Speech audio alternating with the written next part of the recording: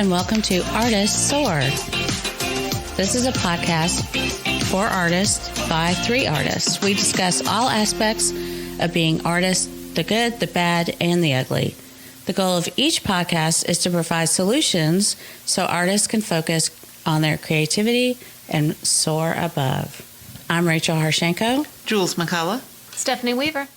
Growth hurts because change isn't easy. That's why they call it growing pains. Tony Gaskin. So today we are talking about growing pains and what that means for us as artists and artists as in our business too. And are they 2 different things? I guess that's something we're going to talk about today. What do you guys think? When do you guys, have you experienced any growing pains as an artist or in your business? And how did you know they were growing pains and not just maybe I shouldn't be doing this, kind of thing? Oh, dead air. Because this is a lot to think about. I know. It's like, yes, I have had and have growing pains. Did I know they were necessarily growing pains at the time? No. Not always. Did I know that they were a path I wasn't supposed to be on? I would say 99.9% of the time, yes, because I go with my gut. So I wouldn't consider those things as growing pain. Gotcha. I think one of my biggest red flags is when you run out of time. Like your resource of time just evaporates. And that's quickly every day. And that's where I'm at right now is there's so much I need to be doing because I finally feel like I'm at the point where I've wanted to be for a while. But to do all the things that need to be done when you're quote unquote a startup business, even though I'm not a startup business, I lack time, but which means I lack resources, but I can't engage those resources because financially I'm not there yet. That was the second one too. So it's like I'm in a catch-22 right now. Well, I guess in our last episode, we were talking about goals and like setting time aside and knowing your weekly, daily schedules. And I think when you are scheduling things out and you're like, wow, I just scheduled 22 hours out of 24. Where's my white space? And we were talking like putting new things up on Etsy. That takes forever. Right. Yeah. Doing your mock-ups and then just trying to continually create and get out new pieces, that takes time. So what is I think that's the major pain point for an artist is just time. Yeah. The time, money, and everything that you want to get done. So when you look in project management, sorry guys, I'm going to go back to project management. In project management, you have 3 constraints: time, scope, and budget. And when you're continuously playing within those things, the scope, what all do I want to get done? Well, good gravy. As a beginning artist who's starting their business, there's so much you want to do. You want to get on Etsy, you want to get on Redbubble, you got to get into this gallery, you got to go do this. You have all these things coming at you that it's so hard to focus, and it is painful because at that point, you don't really know, or you haven't really stopped to think about what is it that I want in my life. And going back to a previous episode where we were talking about goals and how to set goals, that's the first discussion that you have to have, and then focus every single decision around that.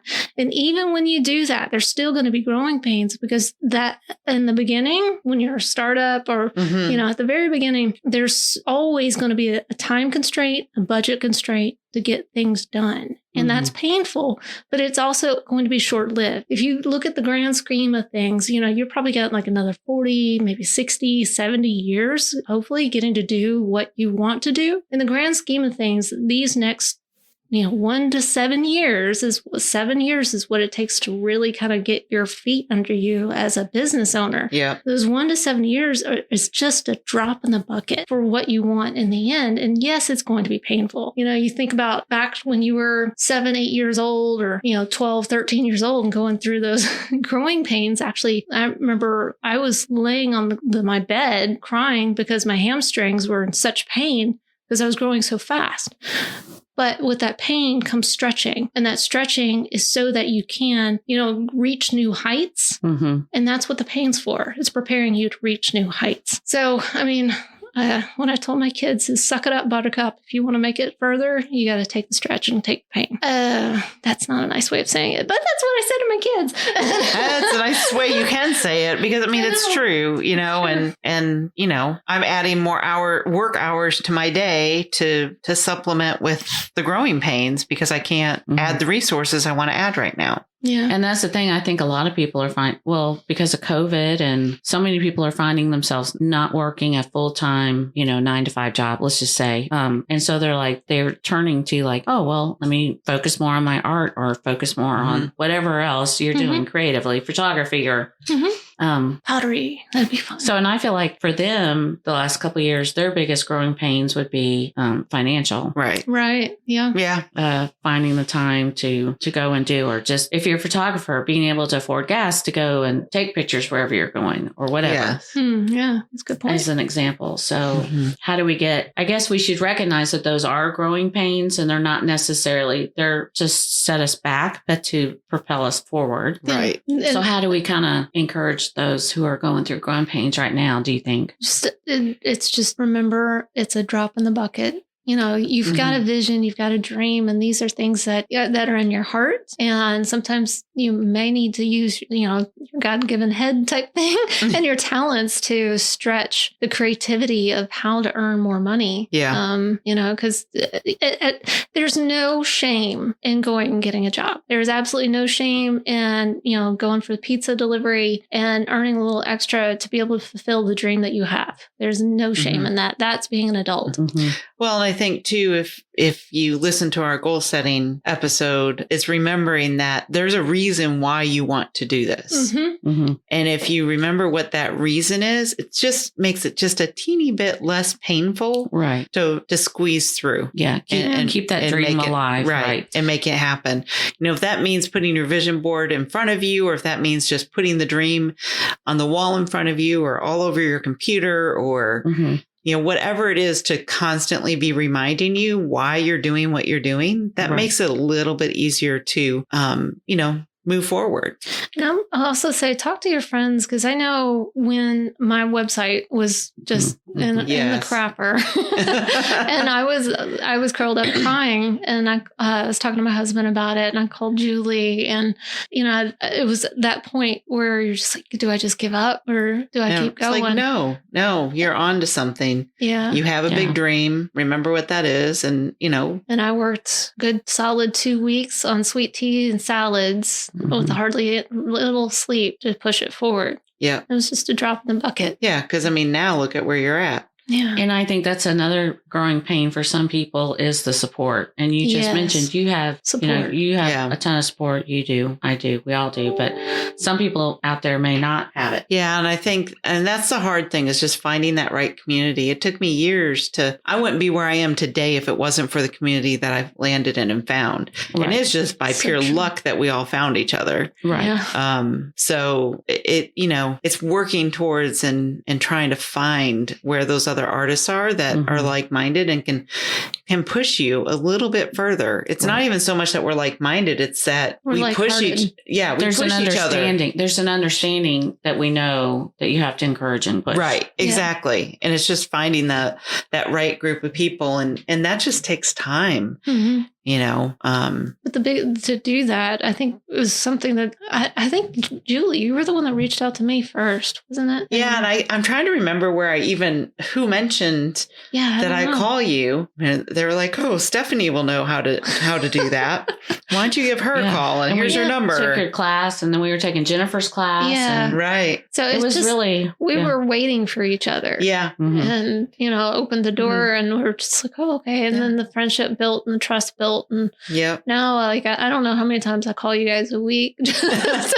Well, and it's fun. And I will say this, me reaching out to Stephanie was a big out of my comfort zone moment. Because I am a turtle inside my shell if people come around. And for me to ask somebody, to call somebody I didn't even know and ask to meet, unheard of. And for me, it was like super cool. I'm like, oh, hey, I get to talk about this stuff. Yeah. I get to nerd out. Finally. And I'm like, somebody else that uses a spreadsheet. Yay. Oh my gosh. Yeah. No. Oh, that made my day. I think other growing pains that artists can find is like a lack of training, either with Mhm. their art, they just, because you always want to continue education and like finding a group or Right. just doing some fun things or doing a retreat here and there, but also maybe just a lack of business training Mhm. or understanding. So like for those growing pains, what do you guys suggest? Well, for the business training, I mean, there's your local, oh my gosh, it just totally slipped my Small mind. business association. Yeah, either small business association, BDB. chamber. Chamber. Yeah. Yeah. Your local chambers has great resources and The library does too. Your Yeah. local library probably Yeah. does. And just because they're not an art business doesn't mean that you won't learn stuff and pick up stuff. Yeah, them. you're going to need to know how to do. Because a business is a business. Correct. Right. You're going to need to know how to do an invoice and keep expenses. Right. And for that, I really highly encourage people to look locally first Mhm. before they go to online, because when you go online, there are amazing resources out there, but knowing how your local jurisdictions operate is key to getting your taxes set up and Mhm. all that good stuff. So that's where I would start first, and then investigate. I know Stephanie has great lunch and learns through Positive Painters. But there's tons of resources online. Find your CPA, find your attorney, find an insurance agent that does commercial insurance. Mhm. And starting at your chamber level just is a good way to start at that local Plus side. it networks and get you Yes. seated in that community too. Yep. Yeah, that's Yeah. a good idea. And then, like, say for their art or their creativity, continuing education, do you guys recommend Mhm. that? Oh, Oh, yeah, yeah. definitely. I know Because Julie's really good about it. Like she'll Yeah. take a bunch of Skillshare classes. I think she's even got some picked out. I'm bragging on you all day today. But Yeah. so yeah, she's got even ones picked out on Skillshare that she's going to take. She's going to a workshop in Spain. We're going to hear all about Spain this year. Last year it was France. So now this year is Spain. But I am not that great about it. Well, no, I take that back. I am good about the business side, taking courses and things on Yeah, that. you are. I just love that stuff. But this That's year, your project manager coming out. I know Yes. I'm such a nerd. But I love it. So, but this year, one of the things I want to do, and one of the sabbaticals that I'm going to take is to research. It's going to be my research sabbatical. I know, right? To find a workshop to actually go to. There's a guy out in Colorado. I think it's Colorado. It's a Grand Canyon, and that you can actually hike through the Grand Canyon and do some plein air painting. I really am interested in that, either doing it this year or next year. So, well, and there's Oh, a that place would be up in fun. the Carolinas or Kentucky called Nimrod. that's what I need. And I looked at it the other day, nimrodsomething.com, maybe. I don't remember. I have the link. Okay. But and it was all oil painting classes. Really? Yes. Oh, send that to me. Yes. I meant to send that to you and I totally forgot. Rachel's over here Googling. There's apparently I know, I'm already- Nimrod quotes. Nimrod. nimrodhallart.com. NimrodHallArt.com. Hey, NimrodHallArt.com. Sponsor us and we will tell more about your art. Yeah, camp. we like But all We that like was to listed hear. was Yeah. oil painting classes. It's in Virginia. And it looks kind of cool. Yeah. But anyways, why were we talking about that? I don't know. support getting Education. Yeah. To get over the growing pains. Boy, we went down a rabbit hole on that one. But with Julie, one of the things that she really gained, and I'm telling you what you gained from this, is from going to France, is that it expanded her network of people Yes. and Yeah. kind of solidified some things that she's going through by having those communities and Yep. education. And so that's a great way. But I know one of the concerns that I can identify with that is then you have the resource constraint of cost. Yes. You're it's- back again. You're to the financial. That's right. So then you can start looking at residencies and start looking at grants and spending some time on trying to find that. But again, Yeah. then you go back to time. So you got to find a balance between your time, cost, and, what do you want to do? Right. And, it's a balance, and it's going to be a little bit painful no matter which way you stretch yourself, time, cost, or scope, but it's meant to help you grow. Yeah. And I think last year we all kind of went through growing pains technology wise, because you had your website, and then you changed a bunch of stuff, and you went onto Skillshare and went on to Redbubble. So there's like a growth, like a learning curve at least with some of these continuous things. though. Yeah, that's continuous. Yeah, if you're not learning, my philosophy now, which is so funny because I hated school, is, if you're not learning, you're not sharpening your skills in your brain. More importantly, sharpening your brain. And I think it's so important to continue to sharpen both your skills and your brain. So just keep up with what is what, as far as like learning curves with the technology. Like I know a lot of people are on Facebook still. Some people have just taken a social media break, and then some people have gotten on just InstaShare, and then some people are just on TikTok now. I mean, there's like Instagram. Oh, thank sorry. God. I was like, is there another thing?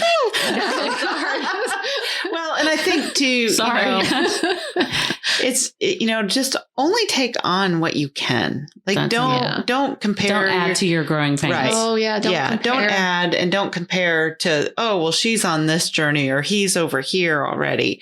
You don't know what their true journey is. And I think that's a lot. Like, I think Stephanie and I had this conversation the other week where we were talking about something, and I'm like, well, she's only gotten where she is because she's been doing it for 10 years. Right. She's been growing it for 10 years. And it's just in the last year or two that she's taken off. Right. So not that it's going to take you 10 years too, but a lot of these these overnight successes have been working for like 30 years, right? Or exactly. 15 or 20 or whatever. Yeah. I mean, the shortest one I know that's grown is Anne Lafayette, I think is her last name, where, she lost her job at 55, and in 7 years, she's like really grown really fast, I think, for what she's doing.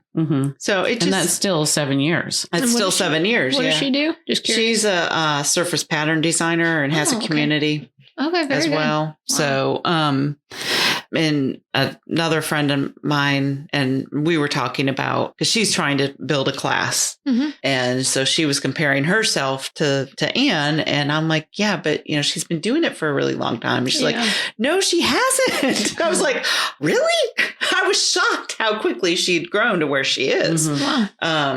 So that can be a growing pain in itself. When you don't you don't have enough time to keep up with your work. And you did that one Christmas. You grow too fast and you're not prepared. Right. Yeah. Yeah. That was like 30 something paintings in a couple months for Christmas commissions.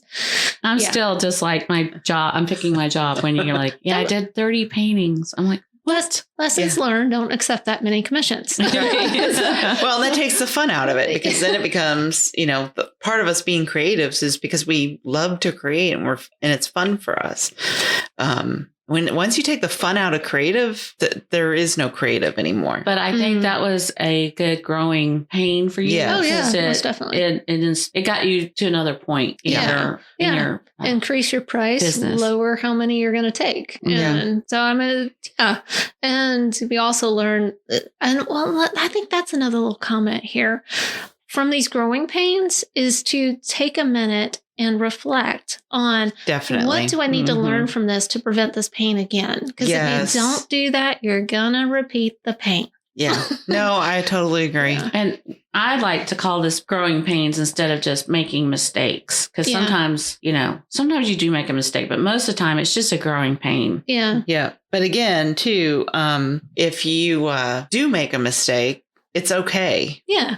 Just accept it, learn from it, so you hopefully don't make it again. Yeah. And then they're called growing pains because you're going to keep growing. Yeah. It's not like stopping pains or whatever. Right. Growing pains for a reason, because you're going to keep moving forward, hopefully. Yes. Yeah.